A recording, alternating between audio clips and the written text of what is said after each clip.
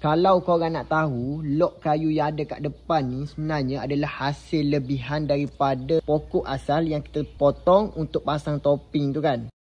Jadi pada video kali ni aku nak kongsikan tips kepada anda semua untuk siapa yang nak pasang topping pada atas tu. Selepas tu kalau ada kayu yang lebih macam ni, korang jangan jangan buang merata tempat. Sebab apa? Korang simpan, nanti korang boleh jadikan perangkap kelulut tau.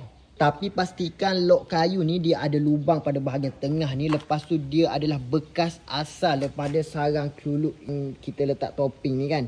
Sebab apa? Sebab untuk di bahagian dalam nanti kita akan gunakan map gas ni untuk kita bak dia punya propolis yang lekat-lekat pada dalam kayu ni. Dan kita boleh terus direct jadikan dia sebagai perangkap kelulut nanti. Kalaulah kata kita nak bandingkan dengan lok kayu yang telah ada lubang dan ada propolis kelulut dalam tu dengan lok kayu kosong, lepas tu kita tebuk, kita masuk umpan, yang ni lebih mudah nak masuk kelulut daripada yang sana. Jadi itu saja yang aku nak kongsikan dalam video kali ni. Kalau kata korang rasa video ni bermanfaat, jangan lupa follow, like, komen dan report.